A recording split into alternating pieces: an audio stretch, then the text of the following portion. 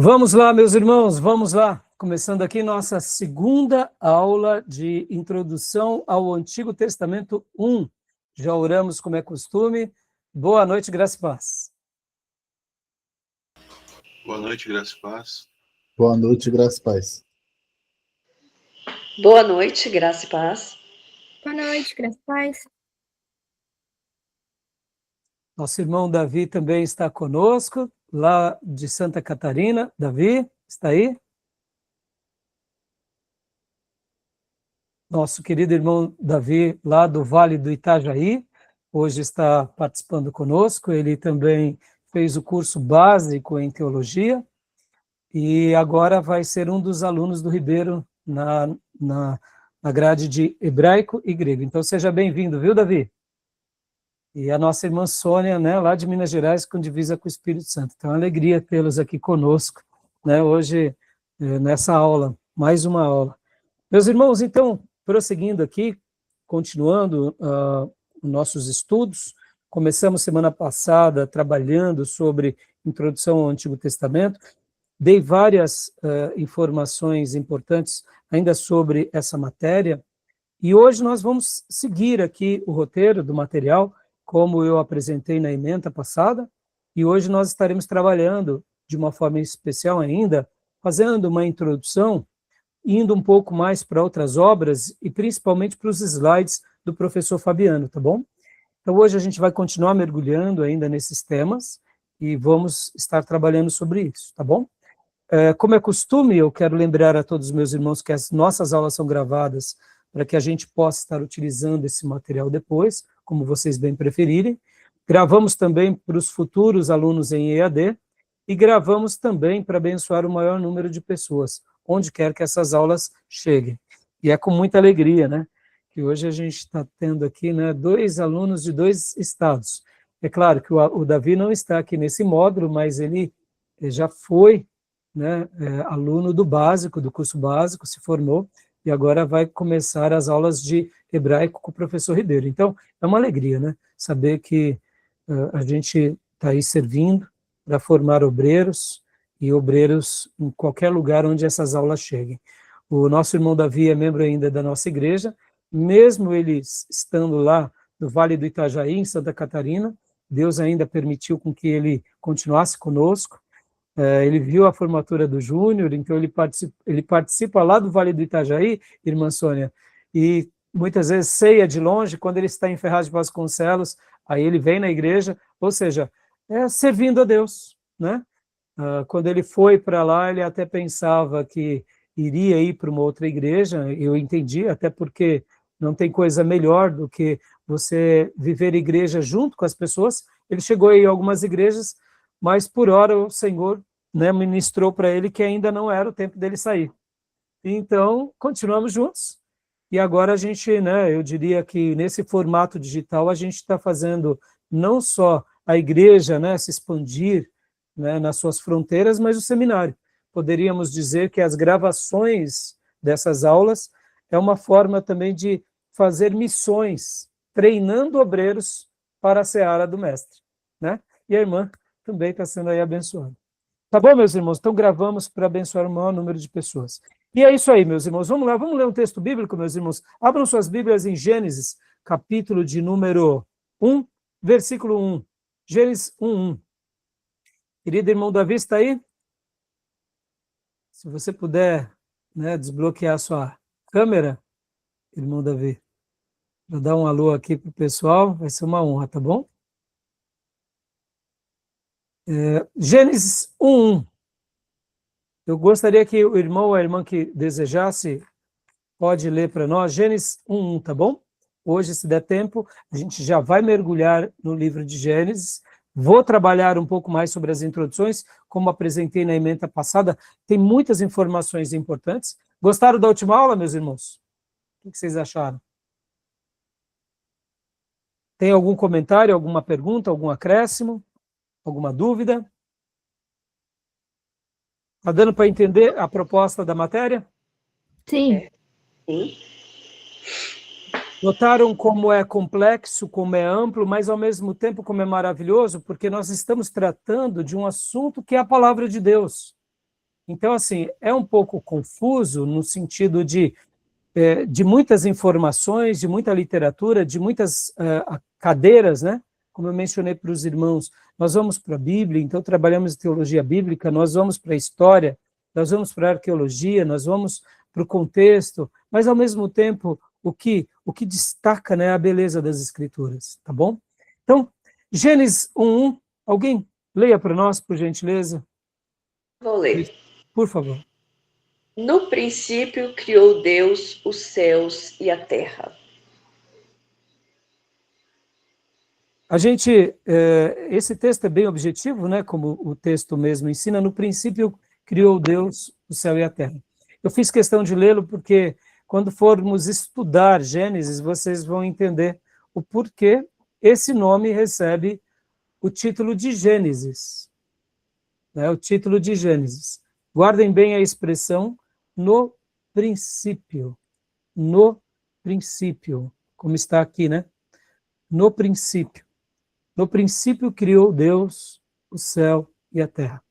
Vocês vão ver que na palavra, no grego, no princípio, criou. Por isso que chamamos o livro de Gênesis. Vocês aprenderão nessa matéria que os nomes bíblicos, ou dos livros bíblicos, eles eram dados pelo povo de Deus se baseando na primeira expressão. Ou, como está aqui no português, é no princípio, no hebraico é Bereshit.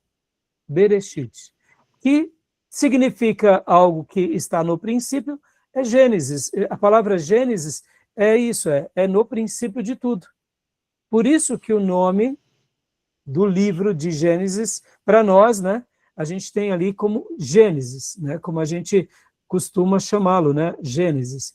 Mas no texto, quando Moisés recebeu do Senhor essa porção, não tinha assim o título Gênesis, livro do Gênesis.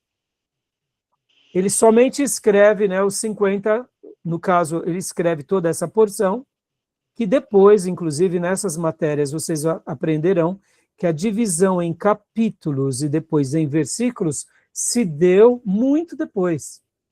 A Bíblia não tinha essas divisões, ela era o texto pelo texto, sem, né, a divisão de capítulo e também sem a divisão de versículos. Então, essa matéria nós estaremos também pontuando sobre isso. Talvez você nunca tinha ouvido falar sobre essa questão, mas quando os autores sagrados recebem a palavra de Deus, eles escrevem, segundo a orientação do Espírito Santo, e entregam aos servos de Deus, né, aquele texto sagrado, profetizando, ora ensinando, no caso aqui de Moisés. No entanto, essas divisões, como temos aqui, em capítulos e em versículos, não havia no texto original, tá bom? E o título do livro também não existia. Era o primeiro livro de Moisés. Êxodo, segundo livro de Moisés, entenderam? Então, quando se falava sobre o Pentateuco, ou seja, os 5 livros de Moisés, havia essa compreensão. Qual livro? Aquele que começa no princípio. Então, eram rolos. E Êxodo é aquele que fala sobre a saída. E assim eram todos os livros. Essa terminologia, essa classificação veio depois. Pastor Rai, então quer dizer que os servos de Deus, ao longo da história, fizeram acréscimos? Nós não vemos dessa forma. Dividir o livro com títulos, com capítulos e versículos, vocês concordam que facilitou a nossa identificação dos textos? Então, nós não vemos como um acréscimo herético isso. Nós vemos como um acréscimo didático. Isso é sagrado? Não. Essas divisões são sagradas? Não. Sagrados são o texto. Mas você concorda, irmãos, que hoje, quando falamos, o que você, por exemplo, quando alguém prega alguma coisa e diz, porque lá em Gênesis está escrito, hoje nós temos 50 capítulos de Gênesis. Então, ora, lá em Gênesis aonde? Mas quando alguém diz, lá em Gênesis número 12, quando Deus fala a Abraão, ou seja, no versículo tal, então perceba que essa classificação e esse endereço nos facilitou. Porque, por exemplo, se a pessoa está citando Abraão de forma errada, fala, não, mas lá em Gênesis 12 não está assim. Vamos ler juntos. Ou seja, nós ensinamos de forma melhor, não é verdade? Então pode ver que se convencionou essas divisões em capítulos e em versículos. E nenhum problema sobre isso, tá bom? Tá bom? Só fiz esse adendo aqui para enriquecer um pouco a nossa aula de hoje, tá bom? Eu não sei se vocês já tinham ouvido falar sobre isso. Já tinham ouvido falar? Não? Então, meus irmãos, agora então vamos lá para os slides, né, da matéria de hoje, tá bom? Vamos para os slides. Aqui eu estarei utilizando o material do professor Fabiano, tá bom? Olha só. Então a gente vai estar trabalhando, né, aqui, Introdução ao Antigo Testamento 1, né? O 2 nós estaremos trabalhando no próximo bimestre. E aqui podem ver que aqui embaixo, professor Raimundo Fabiano Vieira, ele que criou esses slides para nós. Lembrando que nós estamos estudando, né, o livro aqui do Gundry, ou seja, é o panorama do Antigo Testamento, ou melhor, nós estamos aqui não do Gundry, desculpa, é esse daqui, do Antigo Testamento. Do Gundry é do Novo. Esse daqui, nós estamos baseando na obra do Archer Jr., tá bom? E o do Gundry nós estaremos estudando no Novo Testamento. Mencionei para vocês também que nós estaremos utilizando aqui o livro do Hill e do Alton, o panorama também, e do Stanley, que é essa outra obra, estaremos pincelando também, tá bom? Então vamos lá, meus irmãos, vamos lá, continuando aqui. Então, Beatriz, faça as honras para nós, filha, por gentileza. Leia para nós o que está no slide, por gentileza. Introdução ao Antigo Testamento 1 e 2. A Bíblia é composta de 66 livros, 39 do Antigo Testamento e 27 do Novo Testamento. Ótimo. Nós sabemos que os católicos, na Contra-Reforma, no Concílio de Trento, acrescentaram alguns outros livros às Escrituras, que são chamados os livros apócrifos. Nós estaremos trabalhando e explicando um pouco sobre eles, tá bom? Mas tanto para o judeu quanto para nós protestantes, o Velho Testamento sempre teve 39 livros e o Novo Testamento 27. Esse acréscimo, prestem bastante atenção, meus irmãos, só vai se dar no século XVI, tá bom? Depois de Cristo. Tem a Reforma Protestante, onde tanto Lutero quanto os demais reformadores vão levantar as bandeiras dos 5 solas, e entre os 5 solas, somente a Escritura é uma das declarações, né? Então, percebam, na Reforma Protestante, nós estaríamos, o povo de Deus começa a resgatar de novo as Escrituras. E os católicos, tendo em vista que houve esse incômodo, eles agora, então, eles fazem aquilo que foi historicamente chamada de Contra-Reforma, no Concílio de Trento. E dentro de muitas coisas, eles colocam também alguns livros que eram da tradição judaica, eles dizem, não, esses livros também são inspirados por Deus, ou seja, eles acrescentam alguns outros livros ao Velho Testamento. Aí eu pergunto, por que eles não fizeram isso no Novo Testamento? O que vocês acham? Por que eles mexeram só no Velho e não mexeram no Novo? O que vocês acham? Que o Novo estava mais recente? A gente tem que lembrar que é século XVI depois de Cristo, é 1540, 50, ali por volta disso, né? Então, assim, mas comparando um com o outro, o Novo é mais recente. Então, é esse caminho, Beatriz. Mas quem mais vocês acham? Pastor, será que era porque o Novo Testamento estava para manipular as pessoas? O Novo ou o Velho? O velho. O Novo não tem como falar sobre... O Novo já fala sobre a nova aliança de Cristo, né? Então, Diego, olha só. Perceba, Diego. Muito bem. Você colocou uma coisa que aqui a gente pode ir para um caminho muito, muito legal. Percebam, quando eu coloco no Velho Testamento, a gente está falando da o quê? Da velha aliança. Então, se eu coloco alguma coisa lá atrás, não vai afetar tanto a base, que é a nova aliança, o que você falou.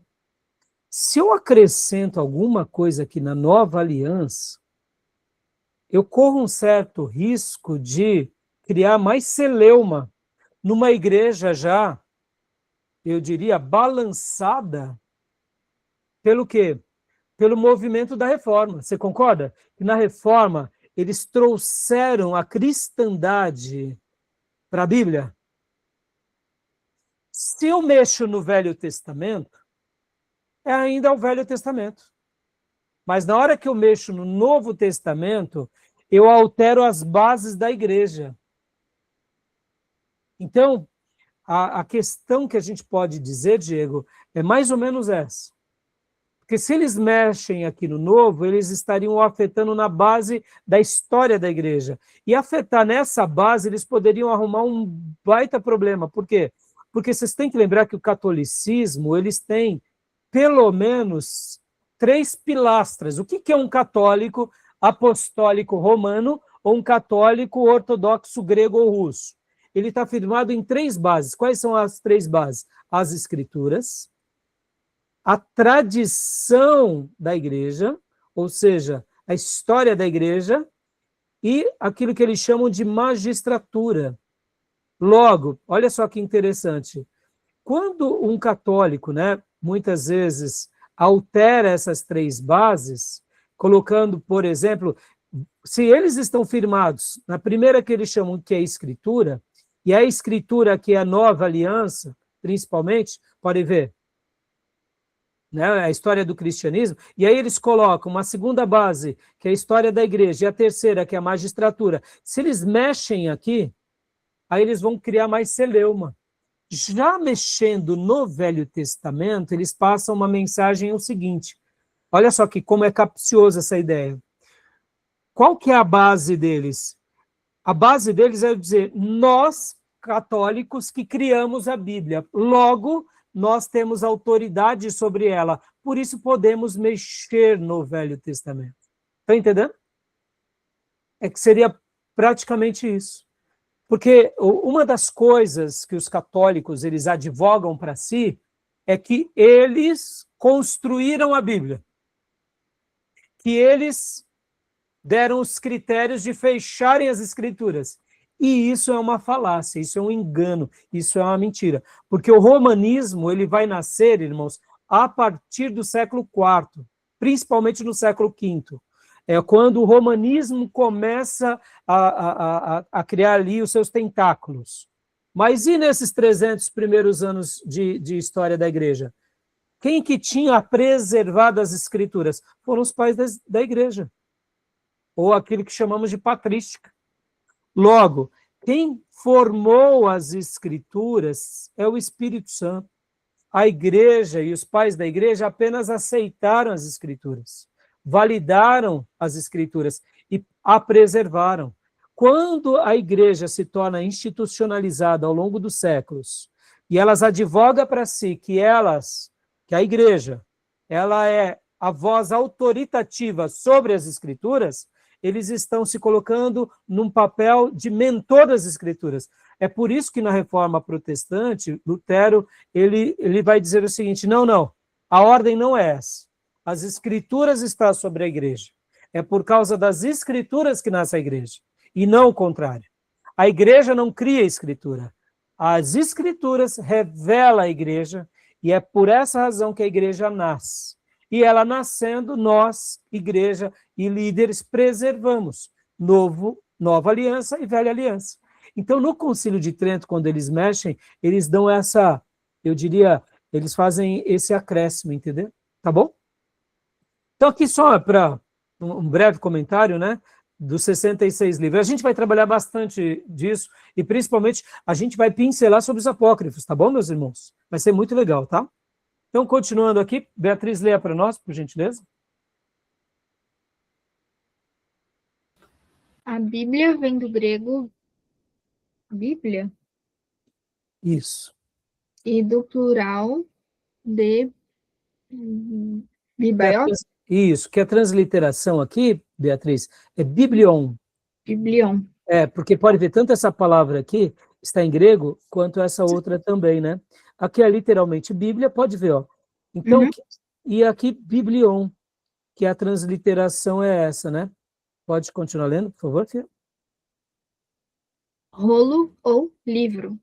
Então, a palavra para Bíblia, ela pode significar rolo, e ela pode significar livro, como também é dessa palavra que deriva uma outra que nós conhecemos muito bem, que é biblioteca, né?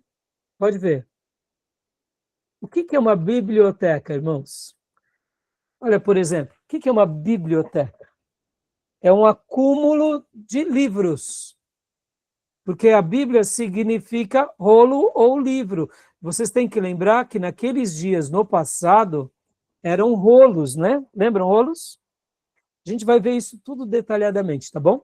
Vocês vão se deleitar nesses assuntos. Então, a própria palavra Bíblia, por exemplo, quando pegamos, né, aqui, Bíblia Sagrada, tem, né, nas nossas capas o título, né?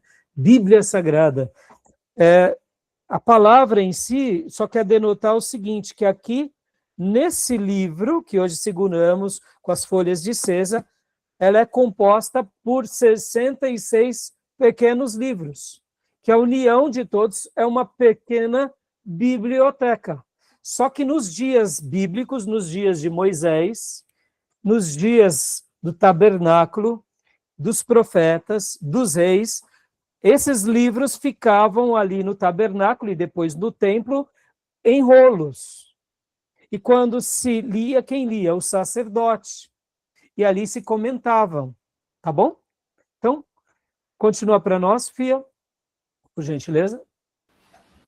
É formada pelos livros canônicos que são inspirados, inerrantes, infalíveis e suficientes. Continua? Isso, dá uma pausa até aqui.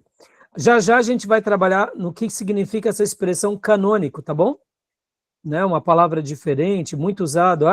Está no cânon. O que é cânon? Por que é canônico? Porque o outro livro ele é considerado como apócrifo. Que palavrão é esse, né? Apócrifo, né? O que seria isso? A gente vai ver tudo isso detalhadamente, tá bom? Pode continuar? Só uma pausa, Fia. Guardem isso, irmãos. Para nós, o seminário ortodoxo, conservador, nós não negociamos sobre esses pontos, tá bom? Para nós, isso daqui é algo importantíssimo. A Bíblia, ela é inspirada, ela é inerrante, ou seja, ela não tem erro, ela é inspirada porque foi o próprio Espírito que deu, como diz Timóteo e Pedro, a homens consagrados, ela é infalível, ela é inerrante e ela é suficiente. Aqui, meus irmãos, são mais do que palavras, tá bom? Esses termos demonstram o que as escrituras são para nós, tá bom? Por exemplo, irmãos, hoje, né, existem alguns pastores que estão fazendo o quê? Releitura da Bíblia, não é assim? Estamos precisando reinterpretar a Bíblia. Logo, para eles, a Bíblia contém erro. Se eu preciso reinterpretar, é porque ela não é suficiente, ela é insuficiente. Se eu preciso adaptar, é porque ela não é mais, é porque ela é falível. Para nós, ela é inadaptável, ela é infalível. Para nós, ela é inerrante. Para nós, ela é inspirada, ou seja, percebam, irmãos, aqui nós estamos num terreno que não são apenas palavras, são conceitos, são valores. É por isso que muitas igrejas acabam, eu diria, sendo classificadas como igrejas boas, mas os pastores muitas vezes estão sendo pastores levianos. Por quê?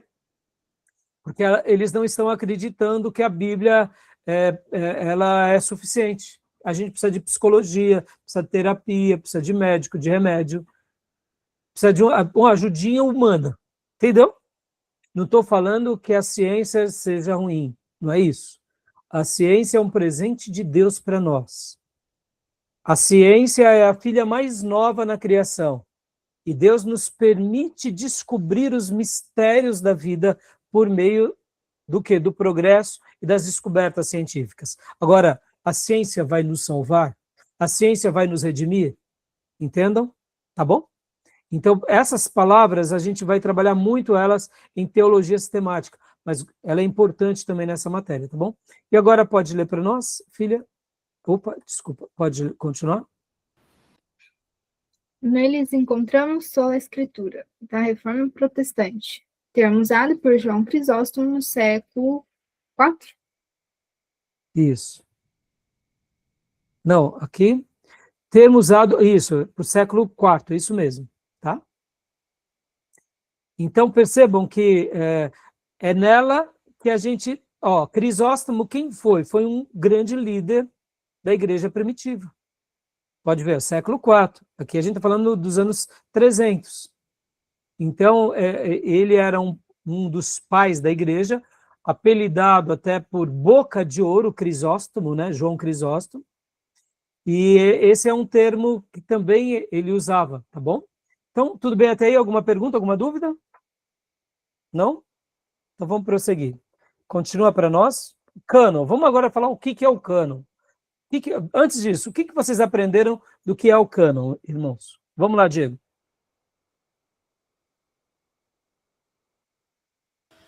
Pastor, o cânon é aquilo que é uma autoria, como eu posso falar? É a autoria legítima. Boa, você deu uma síntese boa. O que é o cânon, irmãos? Já ouviram falar? Irmã Sônia? Beatriz? Não? Já ouviu assim de forma... o cânon está na Bíblia, faz parte do cânon sagrado, né? Isso, Né? cânon sagrado. Isso, mas muitas vezes nós como pastores, meus irmãos, a gente usa os termos na igreja, mas a gente não fica dissecando isso na igreja. Por quê, irmãos? O que importa para uma ovelha na igreja é saber que aquele texto é a palavra de Deus, ponto final. A gente não vai ficar falando, lembra da história da última aula, do pastor que cortava, falava para a irmã, né? Isso daqui é inspirado, aquilo não é, e a irmã foi lá e picotou a Bíblia dela. Então, na igreja, a gente não fica gastando tempo, por exemplo, com assuntos mais teológicos, no sentido de estrutura, né? Na igreja, nós estamos ali para buscar a Deus. E nós falamos crendo nessas verdades. E é claro que numa escola bíblica, numa aula, numa mensagem, você até cita, mas você não fica gastando tempo sobre isso. E os irmãos estão aqui para aprender. É por isso que o seminário é importante. Por isso que é importante a gente realmente estudar. A gente saber o que é esse tal de cânon, né? Tomé, você já deve ter ouvido bastante sobre isso, né, Tomé? Pastor, já ouvi, mas confesso que eu não me recordo muito bem da definição, não. Mais assim, genérica também. Então, olha, hoje vocês não vão esquecer, por isso que, irmãos, percebam que o seminário, quando a gente tem um seminário ortodoxo, ele quer nos levar às fundamentações.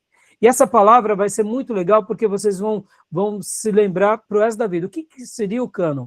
Vamos ler. Leia para nós, Diego, por gentileza. Ó, pode ler. O vocábulo grego cânon vem do grego, do latim, canone, de uma palavra semita, que significa cana, canê em hebraico, por ser longa, fina e reta. A cana pode ser usada para medir, como hoje usamos o metro. Por isso, a palavra para cana veio a denotar uma vara de medir. Depois, por extensão metafórica, uma regra, um padrão, uma norma. Dá uma pausa. Olha, presta atenção. O que era o cânon na época antiga? Era uma régua de medir, irmãos. Era uma vara de medir. Como que se mediam as coisas antigamente? Cada povo, cada cultura media, tinha uma medição própria. Hoje, no mundo, nós temos uma padronização. Podem ver que 1 quilo é 1 quilo aqui no Brasil, mas 1 quilo é 1 quilo também lá na China. Por quê? Por causa do livre comércio, por causa das nossas negociações e pela facilidade de importarmos algo. Mas lembrem, irmãos, que na antiguidade, cada povo tinha um costume. Cada povo tinha uma medição. Vamos lá, meus irmãos. Eu convivo aqui no Asias Nikkei, que é um clube japonês, e vocês sabem, o japonês ele é de uma estatura alta ou de uma estatura baixa? Pode falar, Diego. Estatura baixa, né? Baixa. Percebam, então, como que um japonês na antiguidade media? A partir do seu palmo, do seu pé, do seu braço. Entendeu? Por exemplo, eu sou nordestino. O nordestino tem uma característica, pode ver, a maioria dos nordestinos não são muito altos. Por quê? Porque faz parte daquele povo, daquele biotipo. Agora, quando a gente vai, por exemplo, o povo americano, meus irmãos, qual que é a estatura média americana? É igual à estatura do nordestino, por exemplo? Ou do japonês? Não. É comum ser média alta, né? É raro ser baixinho. Pode ver os artistas americanos. É até curioso que nos filmes, quando um artista americano ele é muito baixo, a câmera coloca ele, visualiza ele sempre de baixo para cima, né? Isso me faz lembrar muito Van Damme, porque ele era de baixa estatura. Então, para dar um grau de imponência, a câmera nunca pegava ele de cima para baixo, porque denotava que ele era pequeno. Então, por quê? Então, cada povo tinha uma medida, um palmo. Pode ver que na Bíblia a gente vai ter várias medidas, côvados, vamos ter várias tabelas, né, de pesos. Cada povo chama de uma forma. Hoje se convencionou, mas na antiguidade, quando se queria medir alguma coisa, se usava uma vara de medir. Usava-se, e essa vara de medir, na realidade, nada mais era, ou uma cana, né? Pode ver, a palavra cana seria o equivalente ao nosso bambu. Então, por isso, quando hoje nós temos o quê? Nós temos a trena para medir. Nós temos, quando queremos ver se o muro está correto, a gente põe no prumo, não é assim? Além temos o nível, temos o prumo. Percebam, são instrumentos nossos. Temos o esquadro. É uma coisa da nossa cultura, é mais moderna. Mas antigamente, como que se media as coisas? Como que quantos metros? Quantos alqueires? Então, se usava na antiguidade essa expressão como cânon, ou canone no latim, para denotar o quê? Uma vara de medir. Ou seja, virou uma expressão metafórica. Ou seja, quando alguma coisa estava fora da regra ou fora da medida, eles usavam a seguinte expressão: está fora do cânon. Por exemplo, você comprou uma casa e lá no documento, na escritura, dizia que tinha 10, vamos supor, uma metragem tal. Quando você ia medir, está fora. Ou seja, você reclamava, você ia no juiz. Está entendendo, meus irmãos, como que funcionava? Então, metaforicamente, essa expressão virou parte de um padrão usado dos tempos antigos. Só que, assim como nós nos apropriamos por certas palavras, por exemplo, irmão, quer ver uma outra palavra que nós nos apropriamos? A palavra santo. Quando falamos a palavra santo, o que nós lembramos da palavra santo? Vamos lá, Davi. Quando a gente fala santo, o que a gente lembra, Davi? Ainda agora eu tinha pedido para você falar, Davi, eu acho que você não tinha ouvido, né? Não, eu estava conversando com o seu Carlos ali, aí eu não estava presente aqui. Ah, tá. Então, Davi, quando a gente ouve a palavra santo, o que a gente lembra? Santo. Santo é o Senhor, né? E também, se for da cultura que nós vemos católica, né, diversos santos. Santos, algo sagrado, não é, Davi? Isso. Seja nós protestantes ou do cristianismo. Mas agora eu pergunto para vocês, a palavra santo, ela é uma palavra que ela só cabe para nós religiosos, cristãos? Ou a palavra santo pode ser usada também em qualquer religião? O que vocês acham? Várias religiões, né? Se usa o nome santo, né? Então, e o que vocês acham, Diego, Beatriz, Sônia, Marcos? A palavra santo, ela virou uma apropriação nossa? Ou ela pode ser utilizada, por exemplo, lá no hindu, o povo hindu pode usar santo? O que vocês acham? Hein, pastor? Ela pode ser usada até como sobrenome, né? Santos. Pode ser usada até como sobrenome. Mas no termo religioso, ela pode ser usada, por exemplo, no budismo, no hinduísmo, no espiritismo, no kardecismo, no Islã. Mas não é muito diferente. Para nós, parece que a palavra santo, ela é exclusiva a nós, porque tememos a Deus. Deus, ele é perfeito e santo.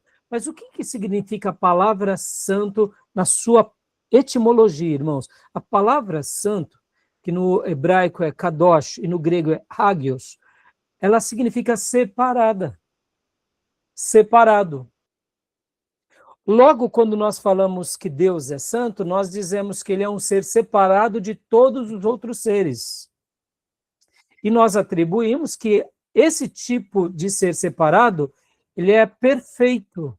Logo, santo recebeu essas conotações. Mas, por exemplo, a palavra separado, ou hagios, ou kadosh, poderia ser utilizada para qualquer outra pessoa. Tudo que é separado é santo. Estão entendendo?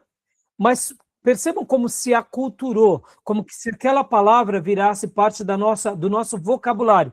Aí, por que virou parte do nosso vocabulário, irmão?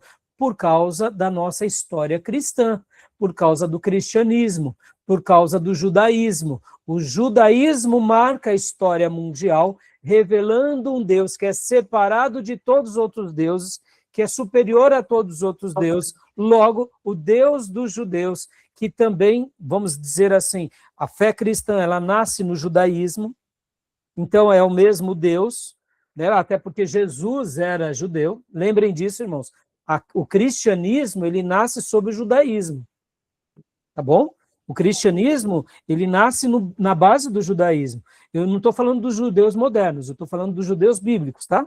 Então, percebam, essa palavra, ela continua sendo ensinada em muitos povos e nações, então essa palavra se tornou uma palavra própria, exclusiva nossa, como Davi mencionou. No catolicismo, mesmo que nós não concordemos, para eles, um ídolo, um santo, alguém que foi canonizado, ele recebe, pode ver, esse patamar. Mas percebam, assim como a palavra cânon virou algo sagrado, mas ela era uma regra, um padrão, uma norma, ou seja, uma régua de medir, literalmente. Então, se convencionou que a palavra cânon tem a ver com as escrituras, hoje, tá bom? Ficou claro? Tudo bem? Fala, Diego, faz a pergunta. Pastor, então, nessa linha de raciocínio, a gente poderia falar que o Sansão era santo, então. Então, Sansão foi separado, exatamente. Por isso que, olha só, aqui dá uma lição aqui dá uma aplicação maravilhosa, hein? Aquele que nasce separado por Deus para uma obra para Deus, começou a brincar com o diabo e com as obras do diabo. E o que aconteceu com ele? A gente conhece a história, não é? Por quê? Porque ele foi separado. Exatamente.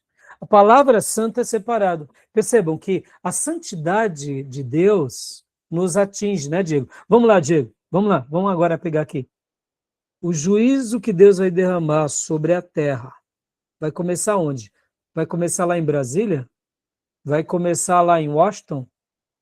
Ou vai começar nas igrejas? Está entendendo? Se Deus vai fazer um juízo na terra, ele começa limpando os seus, para depois limpar os não crentes. Concorda? Porque ele é santo. Ora, nós estamos aqui, meus irmãos, aprendendo a palavra de Deus. Para quê? Para nos tornarmos ricos? Para nos tornarmos poderosos? Ou para nos tornarmos servos e glorificarmos a Ele? Está entendendo? Mas se de repente a gente começa a crescer muito, ganhar muito dinheiro, se tornar um figurão na sociedade, e a gente começa a se sentir maior do que a gente é, você acha que não vai vir ter um juízo sobre nós? Porque a gente foi separado para a glória de Deus e agora a gente está brincando de igreja, igrejinha mundana, entendeu? Está entendendo? Então, ficou claro? Alguma pergunta sobre o cânon? A gente vai continuar lendo. Então, a palavra cânon, ela nasce nesse contexto. nesse contexto, porque ela era ela era reta, era fina, era uma régua de medir. Leia-se régua de medir, tá? Régua. Nossas réguas. Hoje a gente vai fazer algo, a gente não mede, não é assim? Temos várias medições, então é isso. Só que qual é a régua aqui? É uma régua de medir sagrada. Ou seja, esse livro está dentro da régua sagrada? Está. Esse daqui não está. Entenderam? Então, por isso que os livros bíblicos são chamados de canônico, porque eles estão dentro dessa régua de medir, ou seja, dentro dessa norma, desse padrão sagrado. Tá bom? Tudo bem? Alguma pergunta? Então, continua para nós, Diego, por gentileza. Os cristãos ortodoxos.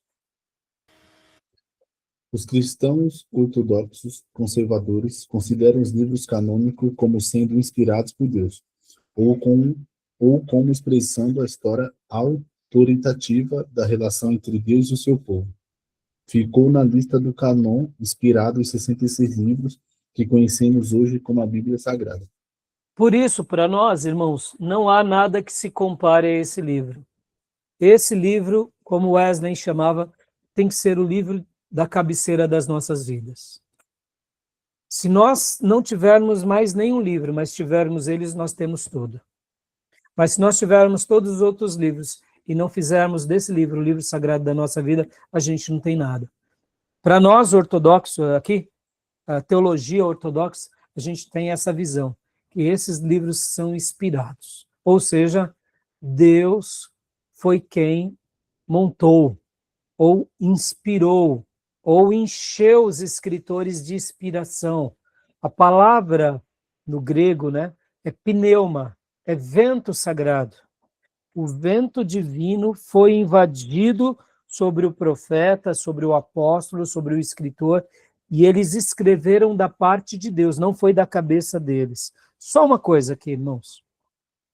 Quando o profeta Isaías disse que a virgem conceberia, vamos agora aqui por um momento. Você está recebendo as palavras de Deus, que nem Isaías. Isaías acordava ao amanhecer e ouvia as palavras de Deus. Ele mesmo cita isso. Que o Senhor o levantava de madrugada. E ele começava a receber. E de repente ele começa a receber do Senhor que uma virgem ficaria grávida. Vamos lá, meus irmãos. Com toda a humildade, hein? Vamos fazer aqui um exercício. Você está escrevendo, você está na comunhão com o Espírito Santo, e vem o Senhor e te fala, uma virgem vai ficar grávida. Escreve, Isaías, e você... Aí você depois pega aquele texto e olha e fala, meu pai, pera aí. Na história da humanidade, nenhum ser engravidou sem a semente do macho. A fêmea só engravida com a semente do macho. No mundo animal é assim, nos pássaros são assim, nos peixes são assim, ou seja, entre os homens ninguém nunca ficou grávido, né, grávida sozinho. Mas o Espírito Santo não falou? Falou. E o profeta escreveu? Escreveu. E ele proclamou esse ensino, e ele preservou esse ensino, preservou com fé e com autoridade, com fé e autoridade. Agora vamos lá, vamos ser o profeta Isaías por um minuto. Imagina nós sendo criticados por esse texto. Ô profeta, peraí. Deus faz milagre, mas virgem ficar grávida, sem o auxílio de ninguém, me explica isso. Você acha que era fácil para um profeta escrever isso, profetizar isso, ensinar isso? Não, meus irmãos. O homem tinha que ter muita convicção. Concorda? Como que ele devia agir naqueles dias? Ele devia dizer, eu não sei como isso vai acontecer, mas uma coisa eu sei, Deus me disse, e eu escrevi, e aqui está. Quer acreditar, ótimo, não quer, problema é seu. Eu creio nesse Deus que falou comigo. Está entendendo como era difícil? Outro texto que Isaías também escreveu, que Deus um dia habitaria entre eles, e o seu nome seria Emanuel. Vamos lá, meus irmãos. Como que o Eterno, que ninguém pode ver, vai habitar entre os homens? Me explica isso. A gente conhece a história, a gente sabe do advento de Jesus. É fácil, né? Mas e para Isaías? Você acha que foi fácil? Está entendendo como era difícil ser um profeta? Quem poderia inspirar alguém a algo tão nobre e tão elevado? Somente o Espírito Santo. Ou seja, os profetas, os escritores, eles só eram o quê? Uma caneta de Deus. Está entendendo, meus irmãos? Quem escreve é o Senhor, usando o quê? Os seus servos, tá bom? Pergunta, Diego. Não, só para deixar claro, porque parando para pensar, é algo tão fora do comum assim, que se você pensar em Moisés, que viu Deus, né, pelas costas, imagina ele ouvindo essa profecia de Isaías. Ele não, talvez até ele mesmo não acreditaria. Ele fala, Deus não quis se revelar para mim. Imagina ele vindo morar com a gente. Ou o povo que teve aquela experiência também no Monte Fumegante também, né? Então, Imagina o povo. eu diria que Moisés, ele acreditaria porque ele contemplou, sabe, Diego, o sobrenatural, ele viu o sobrenatural, ele experimentou. Então, um profeta entendia outro, mas o povo não. O povo não. E se o profeta também desse uma desviada, ele negava, começava a negar as escrituras, entendeu? É o caso, por exemplo, de Sansão, de um juiz. Pode ver, meus irmãos, ele foi separado por Deus, ele tinha força sobrenatural e ele se gabava como se ele fosse o detentor daquela força. Então, percebam, a história do povo de Deus é uma história onde eles questionam na prática a voz dos profetas. Mas os profetas em si, Diego, eu diria que eles não duvidariam, porque eles tiveram muitas experiências, né? Vou citar outra profecia de Isaías, Isaías 9:6, né? Olha lá. Porque um menino nos nasceu, um filho se nos deu, e o principado está sobre os seus ombros, e o seu nome será maravilhoso, conselheiro, Deus forte, Pai da eternidade, príncipe da paz.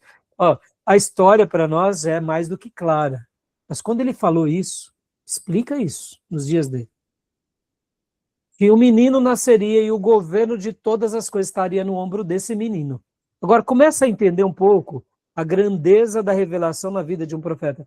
Por isso que todos nós que acreditamos no cânon como um livro inspirado por Deus, acreditamos que todos os livros e cada linha foi inspirada por Deus. Tá bom, meus irmãos? Tudo bem? Tranquilo? Alguma dúvida? Alguma pergunta? Joia? Então, só aqui, Diego, por favor, última frase. Ficou fora do canon todos os livros apócrifos e deuterocanônicos, Igreja Católica, Alcorão, Judaísmo, o Livro de Mórmons, etc. Exatamente, ou seja, né, pode ver que a Igreja Católica vai ter os apócrifos, que são chamados de apócrifos ou deuterocanônicos também, tá, meus irmãos? Temos o Alcorão, que não tem nem o que falar, né? É um outro livro, tem o livro dos Mórmons, e assim são muitos outros, tá bom? Tudo bem até aí? Então, Tomé, leia para nós aqui, continua lendo para nós, por gentileza, Tomé.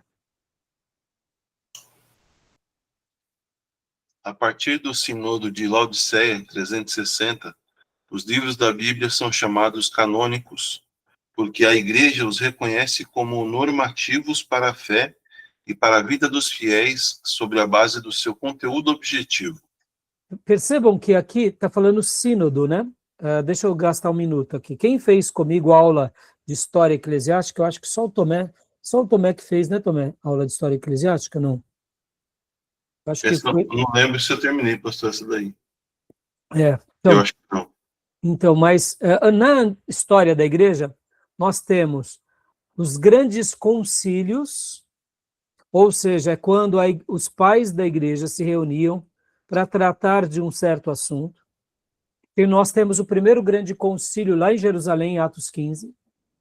Aí depois nós vamos ter na história do cristianismo vários grandes concílios, que é onde os pais da igreja se reúnem para tratar de alguns assuntos. E nos pequenos assuntos ou reuniões que não eram tão importantes quanto os concílios, a gente chamava de sínodos, ou seja, eram como se fossem concílios menores. Então, aqui, a partir do sínodo de Laodiceia, que se deu no ano de 360, nesse período a igreja passou por muitos momentos difíceis, irmãos. Logo no início dos anos 300, a igreja foi muito perseguida. Aí Constantino torna-se imperador. E aí Constantino, imperador romano, ele promulga o Édito de Milão, ou o Edito de Milão. Logo depois, ele reúne a igreja, porque a igreja estava muito dividida numa controvérsia chamada o arianismo, onde a pessoa de Jesus tinha sido questionada.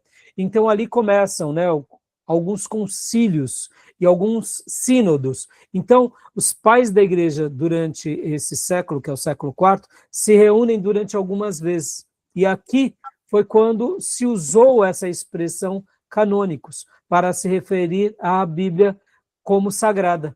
Ou seja, lembra que eu tinha dito para vocês que durante vários outros anos, décadas e até séculos, eles já tinham ali os livros que eram chamados sagrados. Mas o que aconteceu nesses primeiros 300 anos, irmãos? Houve muitos outros descobertos de livros que, por exemplo, o Evangelho de Tomé, o Evangelho de Barnabé, e outros livros que iam surgindo, que eram como se fossem novos evangelhos, mas quando a igreja lia isso, ela falava, está esquisito, não tem nada a ver com os outros evangelhos. Então, esses textos já eram desconsiderados, eles eram chamados de textos apócrifos, entenderam? Então, durante esses 300 anos, a igreja ela ia separando uns livros dos outros. Por isso que aqui, nesse sínodo de Laodiceia, a igreja se reúne e fala, não, nós temos esses, aí onde entra essa lista, nós temos esses 66, que eles bastam para nós, do Velho Testamento e do Novo Testamento. Percebam que durante esse período, que é do ano 360 em Laodiceia, até o Concílio de Trento, como eu falei para vocês, passam-se mais de 1.200 anos, a igreja, mesmo ela tendo ido para práticas erradas, doutrinas erradas, ela não alterou a base bíblica. A Igreja Católica, ela nasce logo depois da questão da romanização, principalmente de Constantino e Teodósio, mas percebam que eles não tinham mexido nas Escrituras. Eles só alteraram a interpretação das Escrituras. E só lá no Concílio de Trento que eles vão alterar, tá bom? É o que eu te falei. Eu falei para vocês, só que em 1445 a 1545 a 1553. Lê para nós, Diego, essa parte aqui. Por gentileza, ó. A igreja definiu formalmente a extensão do cânon no Concílio de Trento, realizado de 1545 a 1563. Foi o 19º concílio ecumênico da Igreja Católica. Embora a questão seja colocada desse modo pelos católicos, não podemos prescindir a história da formação do cânon de ambos os testamentos. Ou seja, até esse período, que é o período do Concílio de Trento, e outra coisa, meus irmãos, não pensem vocês que um concílio ou um sínodo, ele era algo feito durante um dia apenas, uma reunião. Eram debates que a igreja ia tendo, sabe, discutindo aquelas situações, pensando sobre isso. Aqui, olha só que interessante, vocês têm que lembrar que 1518 teve a Reforma Protestante, de 1517 a 18. Deu um branco agora, hein? A Reforma Protestante com Lutero é 1518, né? Ou é 17? Deu um branco agora. Eu já confirmo para vocês. Mas quando tem as 95 teses que Lutero fixa na porta da igreja, o que acontece, meus irmãos? Logo depois, alguns anos depois, a igreja... Pastor, foi 1517. Obrigado, isso. 1517, Diego, deu um branco agora. Então, 1517. O que acontece? Pode ver que passaram-se poucos anos e eles fazem esse grande concílio, e é aqui que eles colocam os livros chamados livros apócrifos no Velho Testamento. Ou seja, meus irmãos, durante esses 1.500 anos anteriores, eles não tinham mexido na Bíblia. Eles conservaram aquela Bíblia. Estão entendendo? Olha que interessante, né? Fica aqui essa nota para vocês, tá bom? Mas como eu disse, qual que foi a ideia deles aqui? É mostrar que a igreja é uma voz autoritativa sobre as Escrituras. Nós não acreditamos assim. Nós acreditamos que a maior autoridade são as Escrituras. É as Escrituras. E é por causa das Escrituras que nasce a igreja. É por causa das Escrituras que Deus é revelado. A igreja não tem a voz de maior autoridade sobre as Escrituras. A igreja, ela nasce por causa das Escrituras. A igreja é um mistério que estava reservado e oculto em Deus, e um dia Deus se manifestou mostrando a Paulo e mostrando aos apóstolos e ao próprio Jesus. No entanto, era um mistério que estava oculto, mas quem tinha profetizado sobre a igreja foi, em primeiro lugar, Jesus e depois os apóstolos. Estão entendendo? Então, não é a igreja que cria as escrituras, é ao contrário. É as escrituras que cria a igreja, tá bom? Podem ver que Jesus disse o quê? Que as portas do inferno não prevaleceriam contra a minha igreja. Por quê? Porque Jesus cria a igreja. E os apóstolos entendem que a igreja era o projeto de Deus, reservado por Deus, para que na nova aliança alcançassem todas as nações.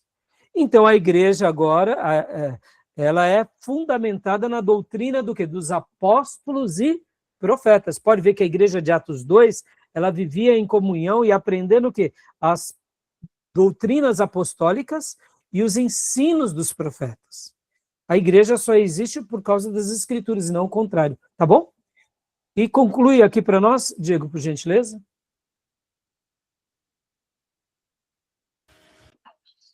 Convocado pelo Papa Paulo III em 1546, reuniu-se no Tirol italiano, na cidade de Trento. Também foi guiado por outros papas, Júlio III, Paulo IV, Pio V, Gregório VIII e Sisto V, com a duração de 18 anos e concluindo seu trabalho somente em 1563. Foram realizadas 25 sessões plenárias, em 3 períodos diferentes, de 1545 a 1547, de 1551 a 1552 e de 1562 a 1563, quando todas essas sessões foram solenemente promulgadas em sessão pública. Aqui dando uma síntese de como foi o Concílio de Trento, irmãos. Percebam que passou pela vida de vários papas, né? Aqui, irmãos, e que importância tem isso para nós? Nenhuma, meus irmãos. Só um dado histórico, tá? Respeitamos o catolicismo, mas não concordamos com ele. Por quê?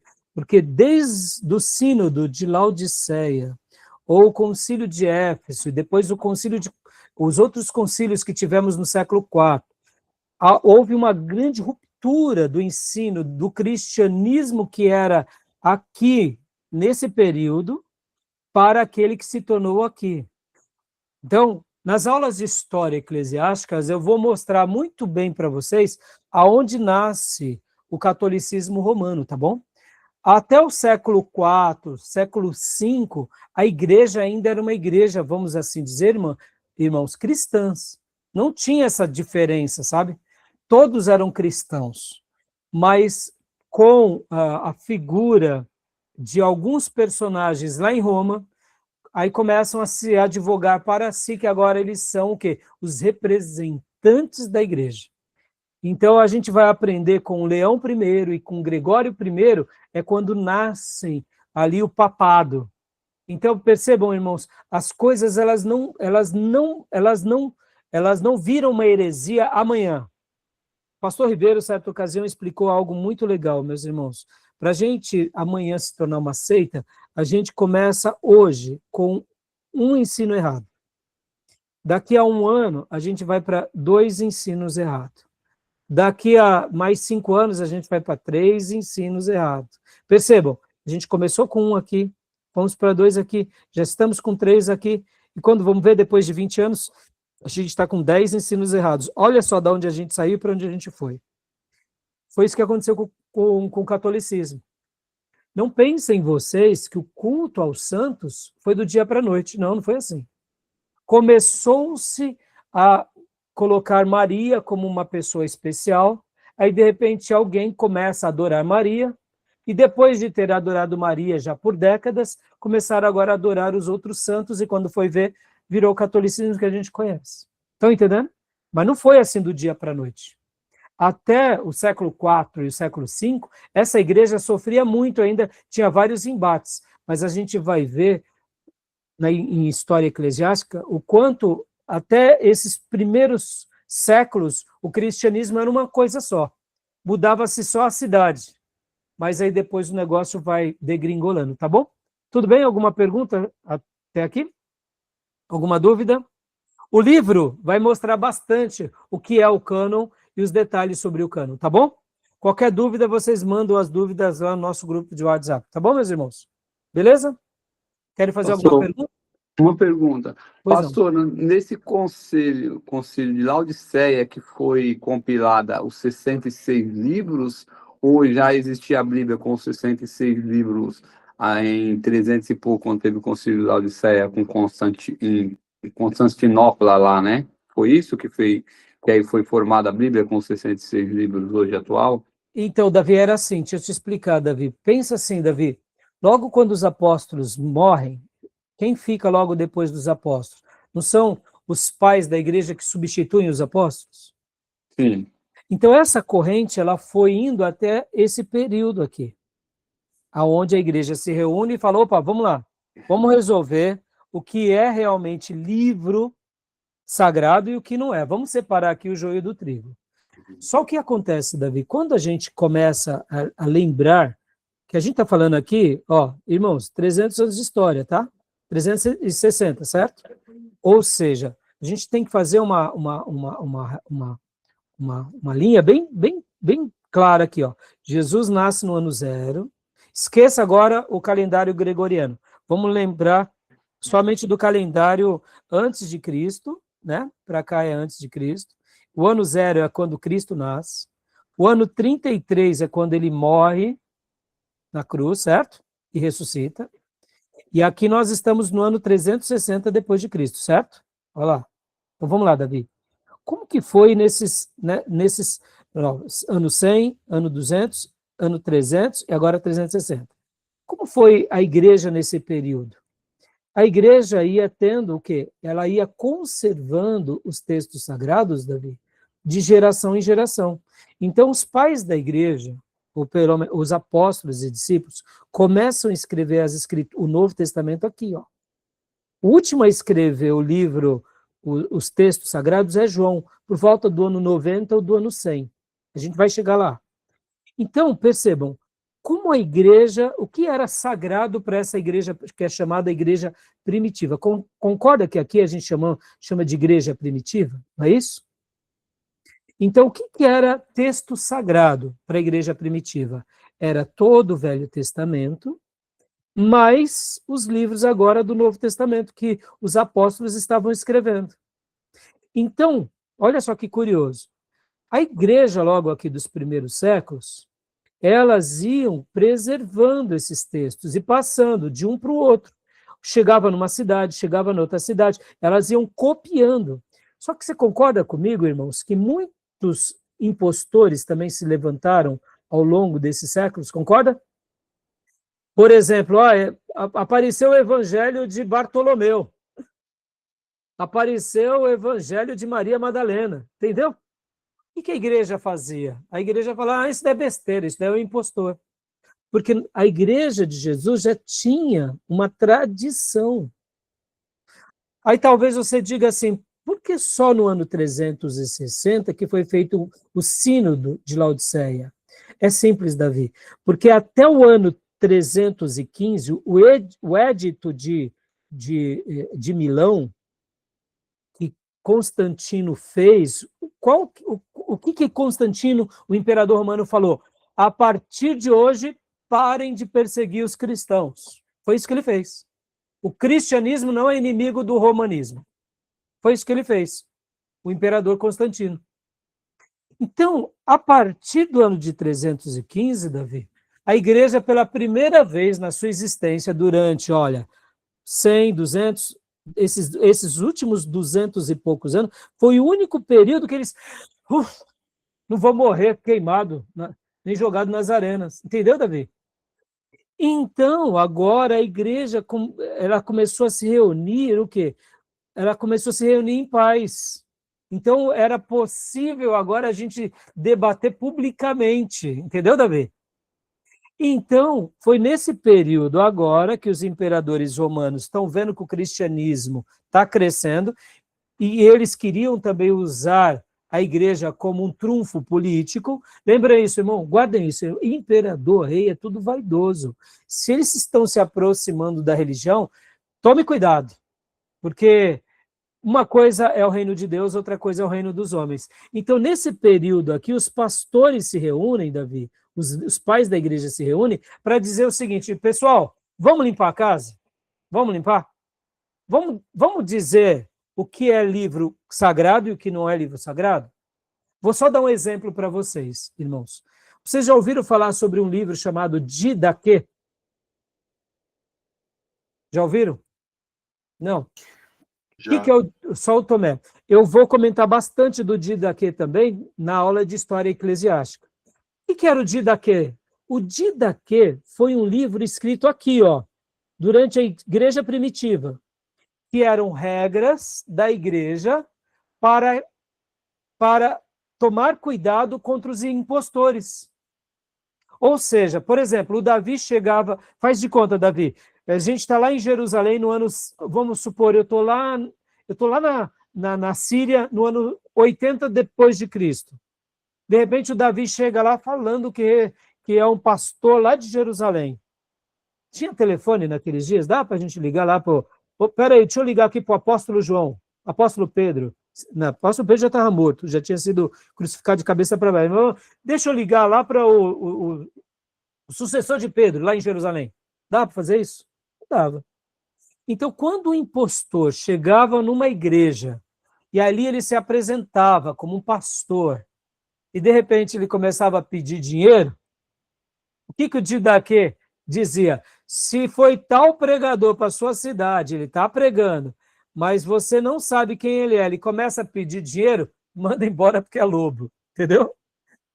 Entendeu, Davi? O que é o Didaquê? Era um código de conduta para a igreja para tomar cuidado contra os falsos profetas. Agora, o Didaquê é um livro inspirado por Deus? Não.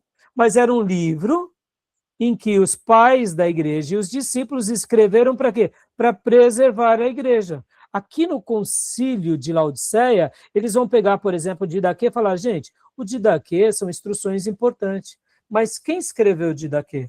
O Didaquê quem escreveu foi o diácono tal, o presbítero tal, o pastor tal. Mas foi inspirado pelo Espírito Santo?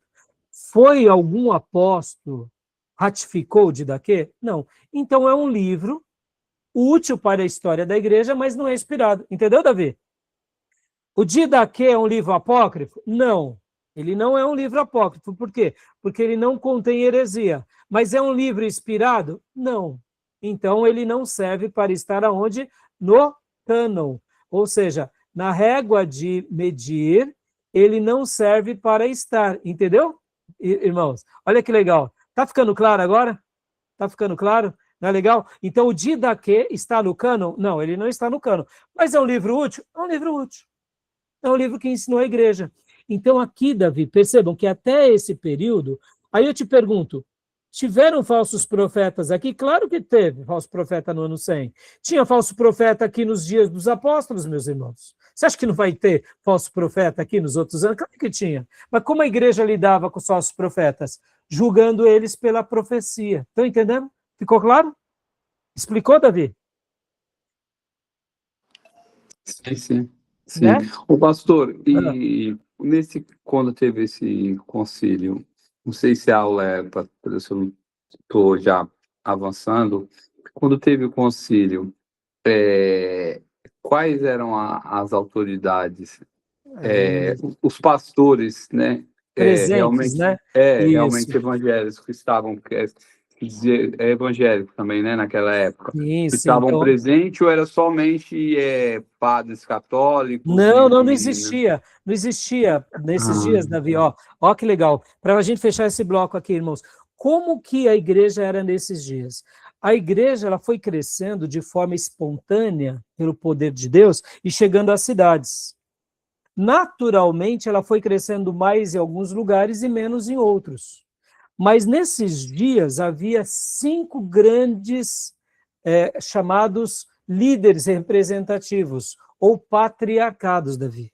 Então, por exemplo, Davi, uma liderança muito grande ficava em Jerusalém, outra liderança grande ficava em Constantinopla, outra liderança grande ficava em Éfeso, outra liderança grande ficava em Antioquia, e outra liderança grande ficava em Alexandria.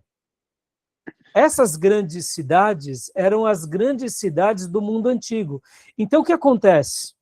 As igrejas estavam espalhadas nos desertos, nas casas, nos lugares mais variados. Então, quando nós, por exemplo, olhamos para trás, nesses dias, não era, por exemplo, vamos supor, eu não estou aqui em Ferraz de Vasconcelos, pastorado da Igreja Batista, cuidando desse seminário, mas imaginem o seguinte, como que se fazia? Se fazia reuniões mais ou menos pelas cidades. Então, por exemplo, surgiu uma heresia. Essa heresia ia ser debatida nas igrejas. Os pastores tomavam conhecimento. Então, se marcavam essas reuniões nas cidades e logo depois se marcava uma grande reunião em algum lugar. No caso aqui, por exemplo, foi lá em Laodiceia, em 360. Temos outros concílios em Éfeso, por exemplo. Temos outros concílios em Constantinopla. Então, percebam, sempre se reuniam os representantes. Então, por exemplo, pegavam-se os representantes desses lugares e encaminhavam para um lugar. E lá faziam essas reuniões durante várias semanas e anos. E aí iam se debatendo, entendeu? Então, percebam, até nesse momento aqui, é o que nós chamamos de patrística, Davi. Até aqui nenhum problema, Davi. Até aqui, até o século IV, século V, era tranquilo. A partir da queda do Império Romano, que começa a mudar as figuras. E aí começa a ter um viés mais político, entendeu, Davi? Porque o que acontece? No ano 315, tem o Edito de Milão. Depois, no finalzinho do século IV, Constantino, imperador romano, ele faz o decreto de que o cristianismo é a religião oficial do império. Ali com Teodósio, ali começa a mudar, porque agora o imperador romano, ele quer utilizar os líderes desses 5 lugares como o quê? Como um braço político para o mundo antigo, entendeu, Davi? Constantinopla ficava ali onde hoje é a Turquia. E o imperador saiu lá de Roma, porque o Império Romano mudou de sede. Ele deixou de ser lá em Roma, na Itália, e agora ele estava ali na Ásia Menor, na Anatólia, ou seja, na região da Constantinopla. Então, o Império Romano agora estava lá em Constantinopla. E agora ele queria unir o quê? Todas as lideranças políticas e religiosas debaixo dele. E aí onde começa, aí onde nasce e vai se enveredando a institucionalização do cristianismo. Mas não pensem vocês que foi tão fácil, porque muitos pastores peitavam o imperador, brigavam, eram presos, Davi, eram jogados nas prisões. Então, não foi uma coisa assim do dia para a noite. Então, a gente tem que lembrar que naquela época, o que acontecia, por exemplo, em Constantinopla, demorava anos para chegar em Roma, como demorava anos para chegar em Alexandria, como demorava muito mais tempo para chegar em Éfeso, e assim ia, entendeu? O mundo antigo, você tem que lembrar que hoje aconteceu algo lá no mundo, lá na Turquia, a gente está sabendo hoje, mas há 50 anos atrás já não era assim, né? Há 100 anos atrás, muito menos, né? Estão entendendo? Então, eu trabalho muito essas ideias, irmãos, em História Eclesiástica 1 e 2, tá bom? É que hoje não faz parte muito do assunto, mas deu para explicar, Davi? Deu para explicar? Sim, calhou melhor. Beleza.